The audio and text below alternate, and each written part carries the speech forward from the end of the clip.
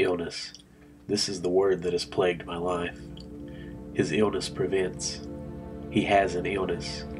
His illness is progressing. We can cure his illness. We can't cure his illness.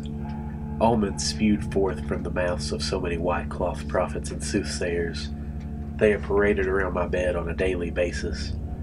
Grim-faced apparitions bedecked in the color of angels, but carrying the devil's tools, hope and misfortune.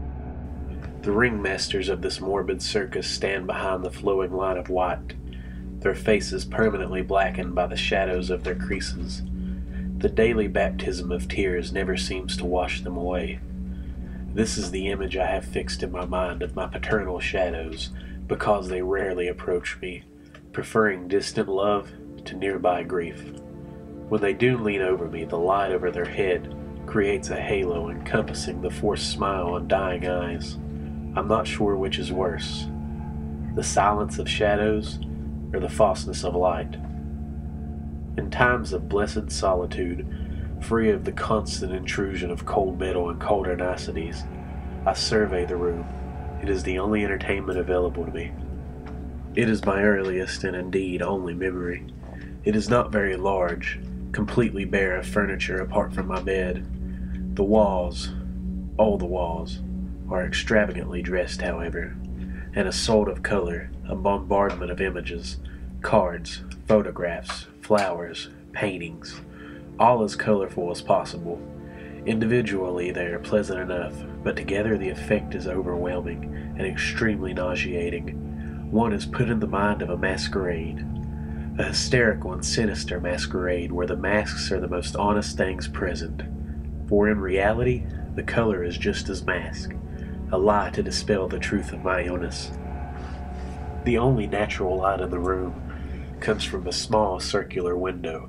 I often look up at it, cursing the fact I am too low to be able to gaze out at reality, straining to bathe my senses in but the smallest shred of outside. It is hopeless, however. My body is atrophied and it is too high and too thick to provide anything but a shaft of light. An apology of sorts, I suppose. Usually I exist in a state of bright delirium, my mind thickened, weighing my thoughts down and my senses assaulted by the facade of my walls, the tightness of my blankets, the looming medical apparatus, the piercing artificial light. The heaviness of my thoughts and that hideous display entombs me. I cannot think. I cannot talk. I cannot move. I am solely an observer to my own misfortune, but to observe I must live. Vitality, no matter how dim and cracked, spurs my heart. Recently there has been a more permanent face amongst the line of false prophets. It is a kindly one, creased with pitied happiness and framed with lustrous blonde hair. The most glorious part of him, however, are his eyes. Not pools of shadows like my parents or dead like the other doctors, but alive and radiant. The deepest blue reminds me of the sea I shall never experience. The blonde, the fields of wheat I shall never touch, and the happiness, the joy I've never witnessed. He is of the outside.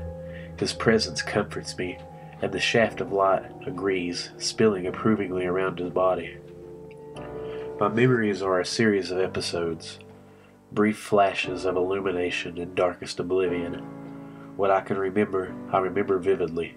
The motherly embraces, the picture books she used to show me of the outside, the long, lazy, winding smoke trails from my father's pipe as he read me stories, the pain, the fear, the tears, the shouting, then worse, the numbness, the creeping, perfidious numbness that infected my limbs and then spread to my parents, the tears of love replaced by the tears of habit, the colors of life replaced by the colors of desperation. It is better not to remember. The smiling faces have been looking at me differently recently.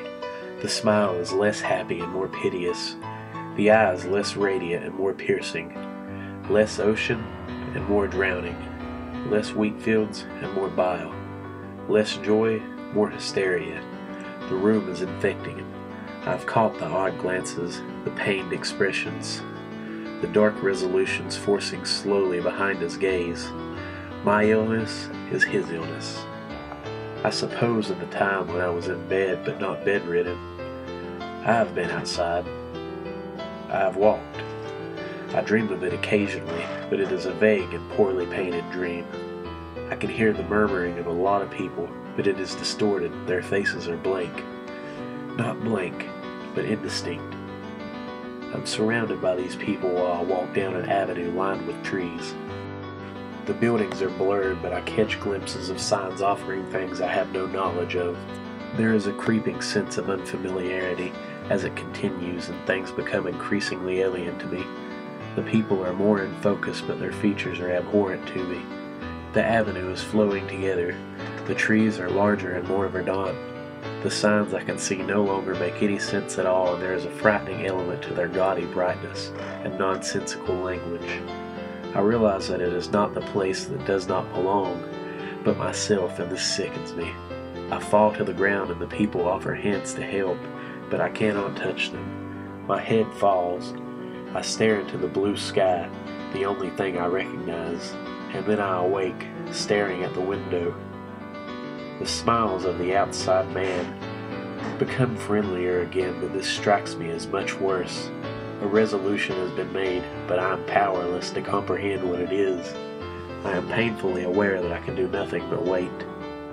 The outside man has replaced my other doctors. The shadows have taken a liking to him. He is around more and more, leaning in, mumbling that it shall be all right. I have nothing to fear. Hope is eternal. Death is kindness to the dead. I am alive, however, and I try to tell him this with my eyes. The desperate stares seem to encourage him, however, and for my part I cannot stand to gaze into the certainty of his. The time has come. He is stroking my hair and whispering into my ear. "It will be all right. I'm here to help you. I love you," he announces in his kindly fatherly tones whilst reaching into his doctor's bag. He withdraws a small syringe filled with a clear liquid. I stare at it, then him. I am alive, alive, my eyes scream, desperately fighting the befuddlement of my heavy thoughts. "That's right, I can cure your pain, your misery. I have seen the desperation in your eyes. I understand what you want," he replies with a bittersweet smile. The more I fight, the more leaden my mind becomes, but I redouble my efforts, screaming at every part of me to move, if only to save itself. My little finger twitches, it twitches and the pain returns.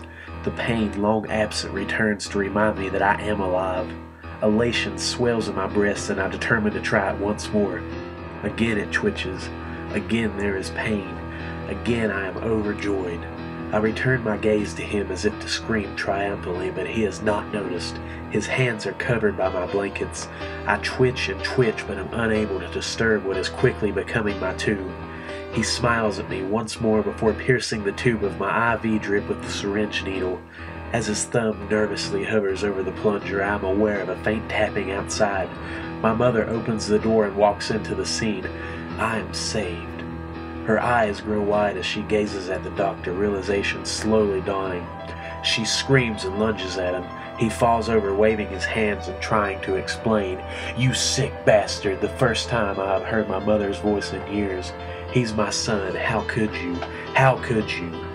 He's sick and he's never going to get better. I'm offering him the only peace he will ever have," he replies, the illness pouring from his mouth. Then my mother faltered, then stopped. Horror, blackest horror and betrayal fills my mind with its bile. My mind is tarred shut. He stands and walks to the corner of the room. She follows and they murmur quietly. I strain to hear, desperate to know my fate, but I can discern nothing but the occasional sorrowful glance back to me. When they have finished, she approaches me. Sitting on my bed, she strokes my face and looks into my eyes. I pour my heart, my soul, my very life into my gaze. I look at her, she at me. Then with a genuine expression of love, she turns to him and nods. My life is forfeit. He returns to the syringe and pushes down. My delirium intensifies. My ears are filled with the murmuring of the people on that dream street. I scan the room from them to the detestful walls and finally to the window. As I feel my vision fading, I grasp at what's left of the window, my one solace. My mother and the doctor lean over, blocking it from my view. and the only thing left for me to see is the illness spreading inside of their eyes.